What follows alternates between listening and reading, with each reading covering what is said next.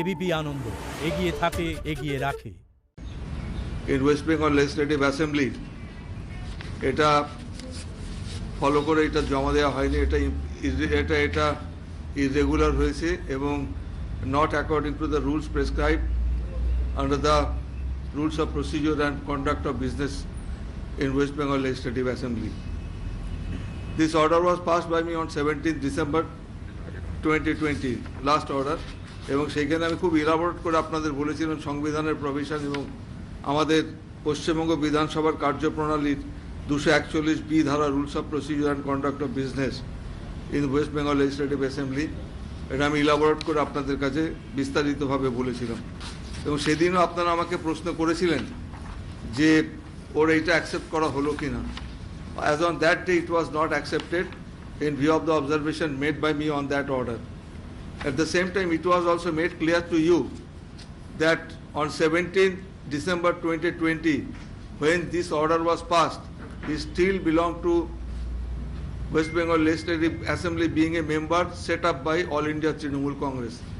That also was told to you, being inquired. Now, today I am passing this order. This order relates to resignation tendered by Sri Shubhendu Adhikari MLA. In my earlier order passed on 18th December 2020, I observed that the letter of resignation tendered by Sri Shubhendu Adhikari MLA is not in proper form and does not conform the provisions of the Constitution of India and the rules of procedure and conduct of business in West Bengal Legislative Assembly. Accordingly, Sri Shubhendu Adhikari MLA was asked to appear before me personally in my chamber at Assembly House at 2 p.m. today to make his submission in this matter. Now it is 2:15. He appeared before me today at 2:15. Sri Shubhendu Adhikari MLA has appeared before me. On being asked, Sri Adhikari has submitted and genuine. He has further submitted that he has tendered his resignation without being influenced by any other person. I am satisfied that his resignation is voluntary and genuine. As per parliamentary practice and procedure, if a letter of resignation bears no date, it will take effect from the date on which it is accepted. Though the said letter of resignation is not in proper form, I consider it according to the spirit of the contents of the letter and the personal depositions made before me by Sri Shubhendu Adhikari today. Accordingly, I accept the resignation tendered by Sri Shubhendu Adhikari MLA with immediate effect, that is, the afternoon of 21st December 2020, in terms of the provisions contained in Rule 241B of the Rules of Procedure and Conduct of Business in the West Bengal Legislative Assembly, and the Secretary will take appropriate steps accordingly. This order has been passed by me today, and according to the inquiry made by me and the depositions made before me by Sri Shubhendu Adhikari, his letter of resignation is accepted with effect from this day, that is 21st December 2020 afternoon.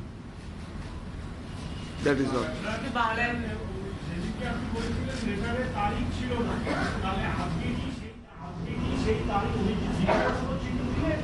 না না, আমার ওই চিঠিটাই একটা resignation letter একটাই।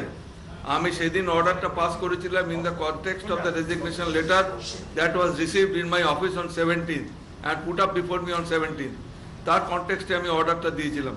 সুতরাং second resignation দেওয়ার কোনো প্রশ্নই ওঠে না, কারণ যেহেতু ওইটার কনটেক্সটে আমি অর্ডার দিয়েছিলাম, যেহেতু আমি আজকে স্যাটিসফাইড হয়ে এটা অ্যাকসেপ্ট করেছি, সুতরাং ওর রেজিগনেশনটা আজকে থেকে গ্রহণ করা হলো বলে ধরা হবে আজকের আফটারনুন থেকে। কারেকশানের তো কিছু নেই এখানে, কারেকশান করার কোনো স্কোপই ছিল না। এটা আমার সামনে ওনার সাক্ষ্য বলতে পারেন, ডিপোজিশনস মানে হচ্ছে সাক্ষ্য। আমি ওনাকে কতগুলো প্রশ্ন করেছিলাম, সেই প্রশ্নের উত্তরে উনি আমাকে যা জানিয়েছেন তাতে আমি স্যাটিসফাইড হয়েছি যে এটা কোনো ভলান্টারিলি উনি দিয়েছেন, কেউ ওনার উপর চাপ সৃষ্টি করেনি এবং এটা জেনুইন এবং ও নিজের হাতের লেখা। I have been satisfied to this effect. হ্যাঁ হ্যাঁ,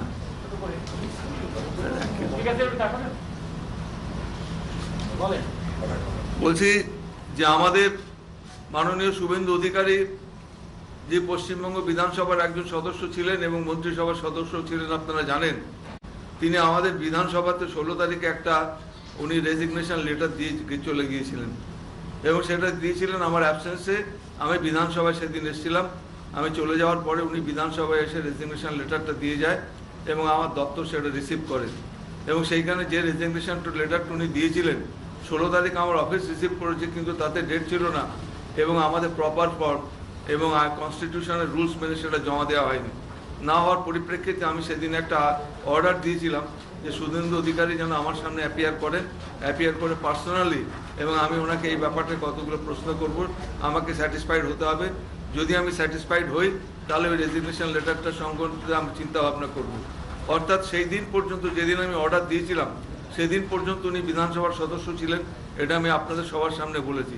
এবং আমার চিঠি পাওয়ার পরিপ্রেক্ষিতে শ্রী শুভেন্দু অধিকারী আজকে আমাদের চেম্বারে এসেছিলেন এবং আমি তাকে কতগুলো প্রশ্ন করেছি, সেই প্রশ্নের উত্তর উনি যা বলেছেন তাতে আমি স্যাটিসফাইড হয়েছি যে চিঠিটি উনি লিখেছেন এটা ভলান্টারি, কারোর কাছ থেকে চাপ সৃষ্টি করে করা হয়নি এবং স্বতঃপ্রণোদিত হয়ে চিঠিটা দিয়েছিলেন এবং কারোর দ্বারা প্রভাবিত হননি। এবং সেই স্যাটিসফাইড হওয়ার পরিপ্রেক্ষিতে আমি তার রেজিগনেশন লেটারটা আজকের বিকেলের তারিখে, অর্থাৎ এটা আমি গ্রহণ করলাম। আজকের বিকেলের পর থেকে উনি আমাদের বিধানসভার সদস্য রইলেন না এবং ওই সিটটা ভ্যাকেন্ট বলে আমরা ইলেকশন কমিশনের কাছে জানিয়ে দেব।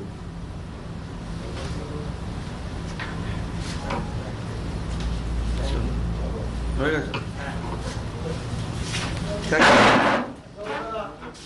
একটা কথা ভাই বলি, আপনার কি মনেটা তো নেই, চলছে না তো, এটা নেবেন না প্লিজ। আমাদের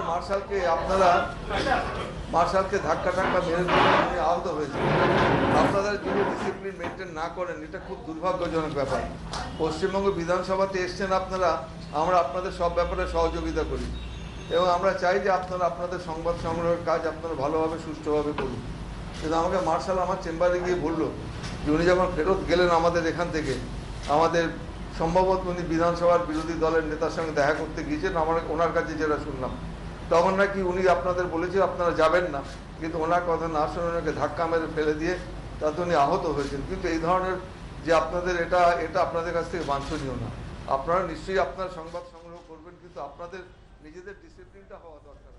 জ্ঞান মনস্তং ব্রহ্ম, সত্য অন্তহীন।